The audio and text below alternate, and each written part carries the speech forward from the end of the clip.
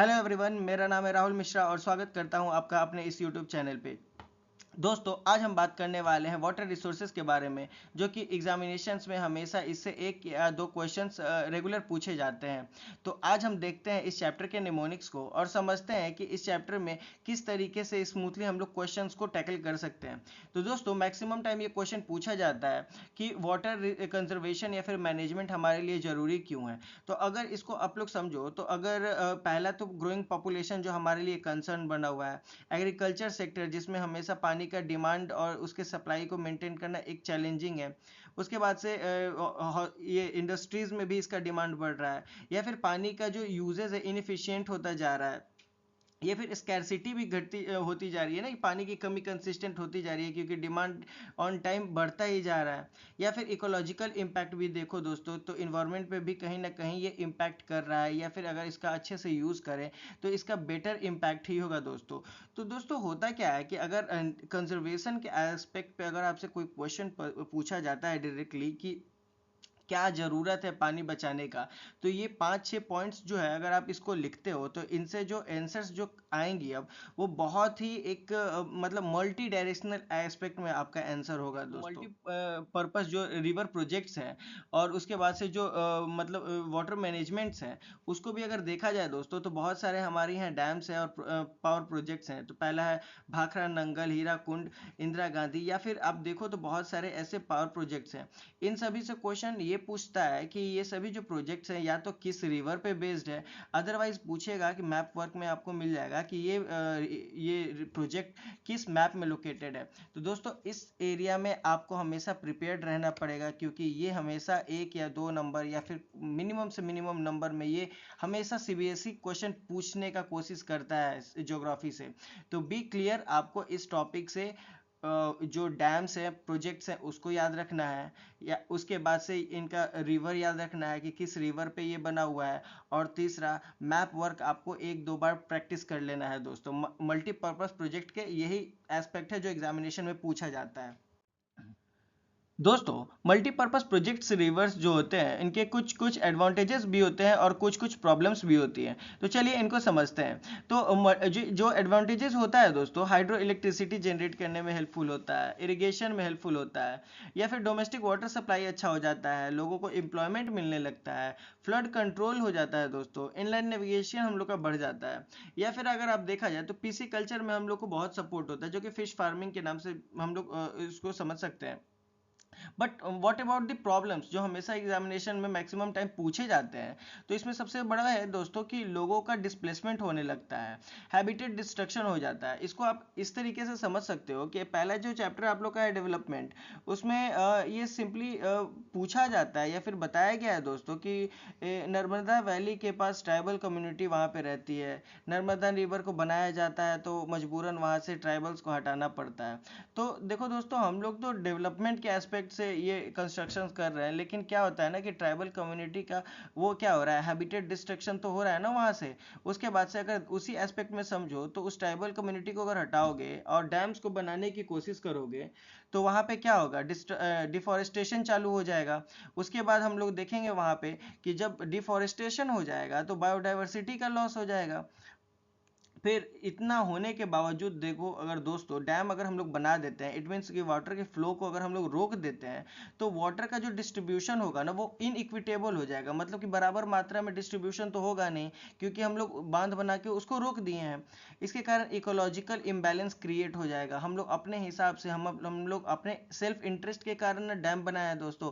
तो क्या होता है, नेचुरली वो इकोलॉजी के साथ हम लोग क्या कर रहे हैं, एक इम्बैलेंस सा सिचुएशन क्रिएट कर रहे हैं। या फिर सिल्टेशन देखोगे दोस्तों, सिल्टेशन में क्या होता है कि जब एक सिंपल भाषा में समझे तो इसको गाद बोलते हैं, जो कि होता क्या है कि जब उसमें मिट्टी का फ्लो, जो सॉइल इरोजन होती है, फिर बड़ी बड़ी मिट्टियां कट के एक जगह आके जमा हो जाती हैं, तो उस तरीके का कटाव भी होगा। लेकिन दोस्तों, होता है कि कुछ कुछ ट्रेडिशनल वाटर हार्वेस्टिंग सिस्टम भी हैं इंडिया में, जो कि शुरू से चली आ रही हैं, या फिर कुछ रेन वाटर के बेनिफिट्स होते हैं, तो उसको समझते हैं। तो राजस्थान में जो ट्रेडिशनल जो वाटर हार्वेस्टिंग की जाती है दोस्तों, वो खादीन है, जोहाज है और टांका।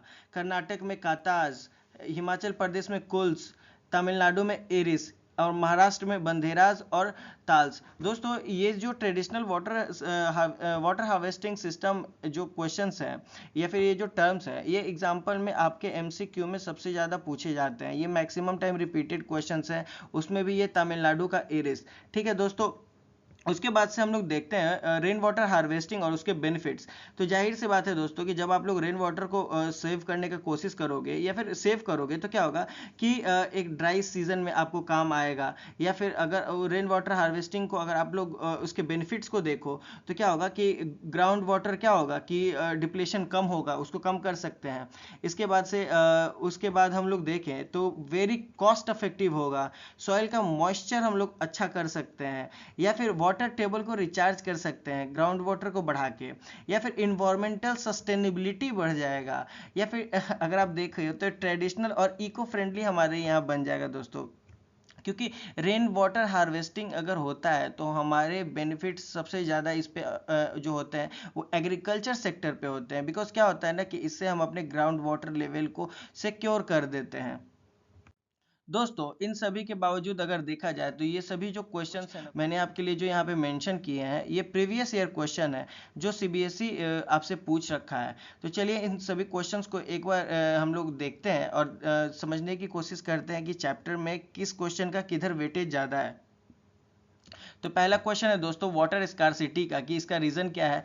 तो मैंने चैप्टर में भी मेंशन कर दिया है, ओवर पॉपुलेशन या फिर एग्रीकल्चर का भी आप एस्पेक्ट देख सकते हो, इंडस्ट्रियल डिमांड बढ़ चुका है। उसके बाद से 3 एडवांटेजेस पूछा जा रहा है मल्टी पर्पस जो प्रोजेक्ट्स होते हैं रिवर वैलीज के, उसका तो इरिगेशन, इलेक्ट्रिसिटी, फ्लड कंट्रोल, वो भी मैंने आपको बता दिया है दोस्तों। या फिर कुछ निगेटिव एस्पेक्ट बताया, इम्पैक्ट बताया जो लार्जेस्ट जो डैम बन जाते हैं तो उनका इन्वायरमेंट और सोसाइटी के एस्पेक्ट पे। तो इसको भी मैंने अपने जो नोट्स है दोस्तों आप लोगों के लिए जो मैंने बनाया है उसमें मेंशन कर दिया है। या फिर रेन वाटर हार्वेस्टिंग कैसे इम्पॉर्टेंट है, या फिर किस तरीके से हम लोग को सॉइल कंजर्वेशन में इम्पॉर्टेंट है, तो उसका भी एस्पेक्ट मेंशन कर दिया है दोस्तों। ये भी प्रीवियस ईयर क्वेश्चन है। या फिर water resources are unevenly distributed in India. क्या होता है दोस्तों कि वाटर रिसोर्सेज जो है या फिर पानी का जो डिस्ट्रीब्यूशन है वो अनइवन है, क्योंकि क्या होता है ना जियोग्राफिकल फैक्टर है, रेनफॉल पैटर्न है, या फिर पॉपुलेशन डिमांड है। तो ये कुछ कुछ एस्पेक्ट है जो कि मैंने आपके लिए नीचे जो मतलब कि उससे कनेक्ट कर सके इसीलिए मैंने नीचे पॉइंट भी मेंशन कर दिया है।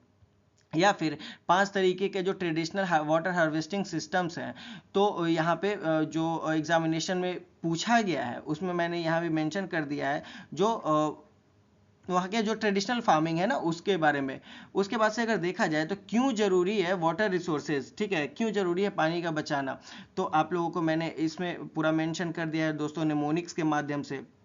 या फिर मल्टीपर्पस प्रोजेक्ट्स के कुछ मेजर प्रॉब्लम्स हैं तो उसको भी मेंशन कर दिया है। तो दोस्तों अंततः अगर देखा जाए तो सबसे ज़्यादा जो क्वेश्चन अगर टॉपिक से पूछा जाता है तो water scarcity, benefits of dams, या फिर देखा जाए तो नीड फॉर कंजर्वेशन, ठीक है, या फिर प्रॉब्लम्स पूछे जा रहे हैं मल्टीपर्पस प्रोजेक्ट के, या फिर ट्रेडिशनल वाटर हार्वेस्टिंग सिस्टम के बेस्ड पे।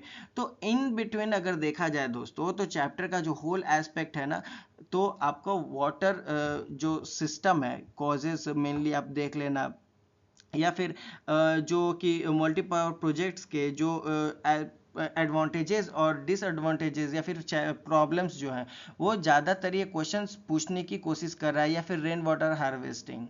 ठीक है दोस्तों, डिस्क्रिप्शन में मैंने पीडीएफ का लिंक शेयर कर दिया है, आप उसे वहां से डाउनलोड कर सकते हैं और कमेंट में बता सकते हैं कि अगला टॉपिक आपको कौन सा चाहिए।